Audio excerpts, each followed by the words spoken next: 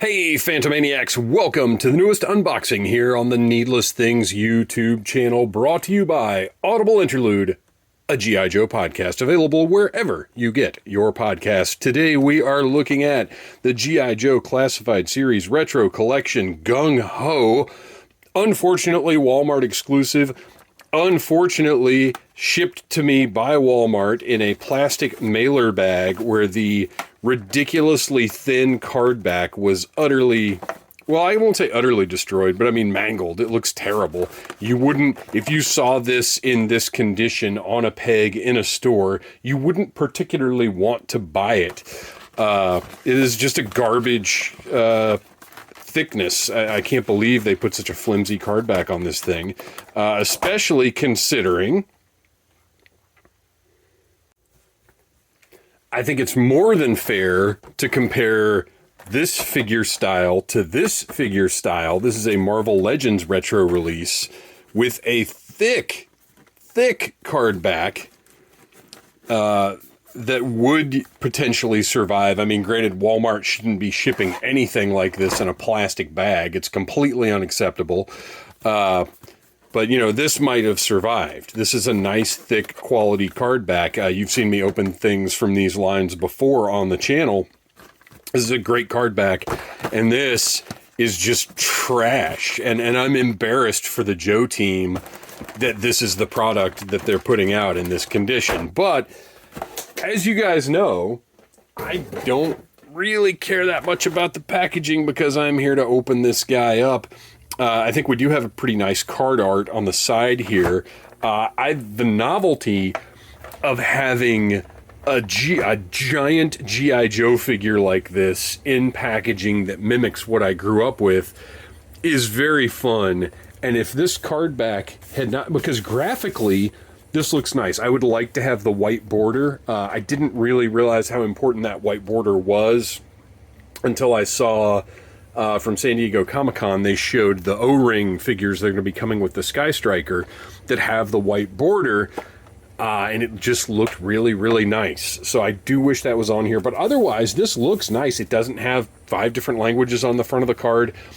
So if this had been a thicker card, I probably would have been compelled to collect this entire line mint on card. In addition to buying ones to open where it was necessary. But as it is, I don't care. I'm just going to buy the ones that I feel like are significant upgrades or different enough from the regular releases, and then pass on the rest. I'm actually skipping Destro and Baroness from this first wave because they're not enough of an upgrade for me, or enough different. I don't even need an upgrade. I just need something different enough for me to keep. And then on the back, of course, we've got the multi-language file card. I don't care for it, but I understand it. We've got the cross-sell, which I do appreciate. I love that all 4 figures from this first wave are depicted on the back, so you know what to look for. It's great. Like, if you find these in the wild, if you somehow are unaware that G.I. Joe is back, and you see this, and you're like, oh, Gung-Ho, I remember this from when I was a kid. Man, what else are they doing? And you turn it over, you're like, oh, I've got 3 other figures I need to look for and spend money on. GIJoe.com, outlined on the back here. I don't know if there's a purpose to that anymore or not. But anyway, the presentation could have been irresistible to me if we just had, I don't know if you'll really be able to tell in the video or not if I put these side by side. Well, yeah, you can absolutely tell. I mean, look at the difference in thickness in those. And look at this. This thing not moving a bit, this just warping and bending and preposterous. Okay, so yeah, if they had done higher quality card backs, they would have gotten more than twice as much money from me, because I would need 2 of this Gung-Ho, and I would keep Baroness and Destro on card. All right, let's get down to it. I'm so baffled at this decision. I spent way too much time talking about it. When I review Lady J, either this week or next week, I promise I won't spend as much time on the card back. It's going directly into the trash. All right. So Gung-Ho, the Classified Series Gung-Ho, a lot of people were not very satisfied with that figure. I count myself among them. Although my problem was not, if you go back and watch, I did review that figure here. You can see the full review. It's a ways back, but it's on here on the Needless Things YouTube channel. Oh man, that's more tape than seems necessary. All right. Okay, so I wanted more from the original Classified series Gung-Ho, which, even though I said I reviewed it, we will take a look at right now.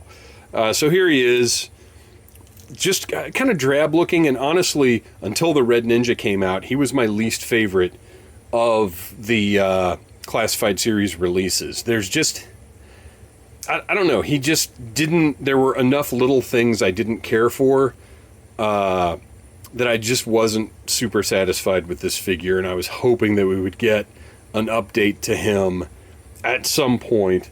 The single colored knee, never, just a number of things that just didn't sit quite right with me about this guy.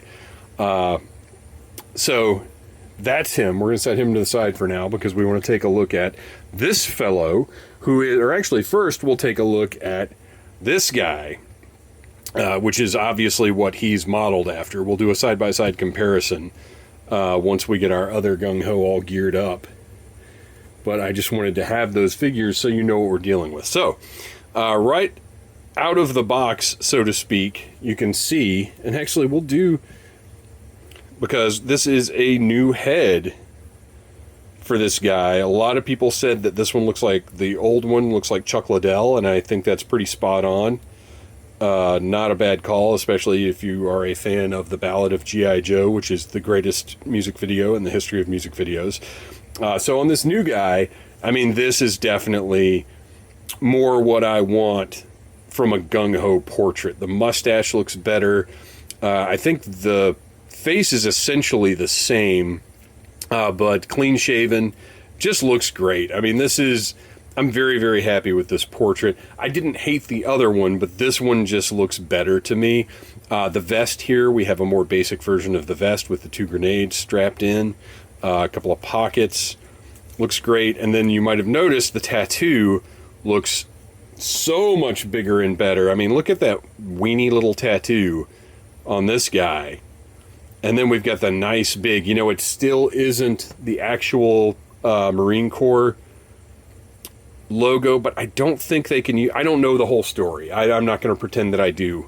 I don't know whether it's money or what that they can't use it, but this is a pretty good substitute. I think it looks pretty killer, and the big and giant just looks awesome. He's got his, you know, the turquoise and green color combo that is the trademark of that original figure. The colors are a little bit different on this guy, but that's okay. And then I understand they had a little bit of a problem here because they want to maintain, they want to be true to that original Gung-Ho design, but they also have some accessories to put on here. I kind of wish that the holster and this grenade pouch deal here were the same color as the camo. I think that might actually look a little bit better. But I'm okay with how they are, but I was thinking that I might put them from this figure on this figure, and then I realized that this figure doesn't have the boot sheath or the thigh holster on him, so that's not really an option. So I'm just going to leave this guy as is. Articulation-wise, I mean, we've talked about it plenty of times here, but we've got the butterfly joints at the shoulders, you know, all the articulation that you expect out of a mass market 1/12 scale action figure. Double jointed knees. He's got modern ankles. I also kind of wish they had given him, if it were possible, which I don't know if it would be, I kind of wish that they'd given him breakers boots, but that might not have worked, you know, with these legs. I have no idea. I don't know. I guess I could find out. I could heat these up, and I'm not doing all that. Because I didn't really mind the shin guards. However, if we're changing things up, then just regular old boots, I'm good to go with that. So he looks great, and he is a big figure compared to the rest of the Joes, which I'm okay with that as well. This guy comes in at 7 inches tall, which makes him, I believe, the same size as the Roadblocks, but one of the biggest of the figures, which I'm good with. In my mind, Gung-Ho was always a big, beefy dude. So accessory-wise, he has got a backpack that is very close to that original backpack, minus the shovel, but it's got the pockets, the straps. It looks good. It's a reasonable facsimile, I would say, and is different from the backpack that came with this Gung-Ho. Obviously, it does not have the weapon storage on it, which I thought was a neat feature on that original one, but doesn't work super great. Pegs right into his back there, and yeah, stays on nicely. It works. You'll notice that the backpack is not quite the same teal or turquoise or whatever color this is, but I'm fine with that. And honestly, like, if I were getting my ideal of this figure, like the perfect version of this figure would have had this color, the darker color and the camo would have been this, and this would have been this color, and so would the backpack. But I get the aesthetic that they were going for, and it's not a problem, it's just how I would have done it. He has got his cap, which is the proper shape, as opposed to the older one, which was an updated style. This one looks so much better. Has a lot more character to it. And pops right on his head there. And again, that's Gung-Ho. It just looks so good. Love it. He comes with his signature grenade launcher that is literally just a larger version of the one that came with the Real American Hero figure. That looks great. He has got a pistol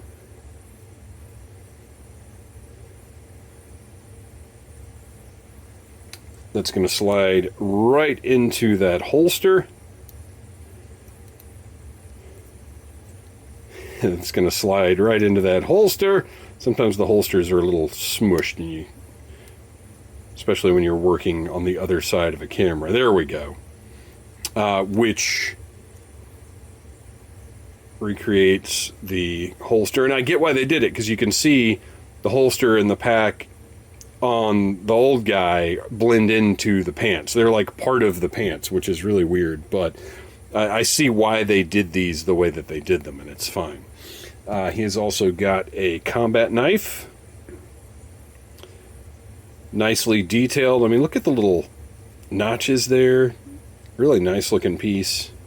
It's got the little, and there's not a hole in it, but the little loop there. Looks great, and is going to slide right into that. Whoop. This looks a little awkward to me. This might come off. I don't know. Or I might heat it up and see if I can slide it above the boot. I think maybe that might look a little better. I might be wrong about that, but it just looks weird sitting there to me. And then we also have the first battle stands for the G.I. Joe Classified series. It's a 2-peg battle stand. Pretty rigid, sturdy. So we will now, and you can see right here, similar to the 25th anniversary style battle stands, it's got a spot that was potentially going to be for a name, and I guess they just left it off. And I'm going to be honest, that's okay with me, because it actually bothered me on the 25th stands, because sometimes I would have an extra stand from a character I didn't need to display or that was going to go in a vehicle, and then I had another character that for one reason or another didn't have a battle stand. But then you had that name on it that made it so you had to turn it around or do something else with it. So I actually prefer not having the identification on the battle stand. You can see that knife slid right out of that sheath there. It actually, wow. So it actually does, if you watch, sort of pop in there. So it is secure. Very nice. And then finally, let's get that grenade launcher. Trigger finger through the trigger guard. Maybe. There we go. And look at that. That, my friends, is Gung-Ho. It is not, like I said, there are a couple little tweaks I would make. But really, look, I liked the update style of the first couple of waves of Classified series. I didn't have any problems with Hasbro doing something different and new. You know what? Is that? This is painted. Look at that. I didn't even notice that at first. This is actually green. So the strap is a different color from the gun. How great is that? Look, I know it's silly to be amazed by such a little detail, but in this day and age where accessories very often get left out of receiving paint apps, I think that's fantastic. What a nice little detail that is. So anyway, I didn't necessarily want scaled up deluxe versions of Real American Hero designs, but this figure, I mean, that's not really what this is. It's disingenuous to say that this is a 6-inch version of this, because it is not. Aesthetically, it's different. Articulation-wise, it's different. It's up to modern sculpting standards. So when people make that argument, they're just being silly and disingenuous. But I didn't necessarily want recreations of Real American Hero looks, but man, having it in hand, it just looks fantastic. So I recommend this figure if you're meant on card collector. I'm sorry about your darn luck, but this is replacing the other Gung-Ho on my shelf. I am absolutely thrilled with this guy. They did a wonderful job. Thank you for watching. Please like, subscribe, share, tell your friends about Needless Things, and as always, yo, Joe! Smash that like button if you like Needless Things.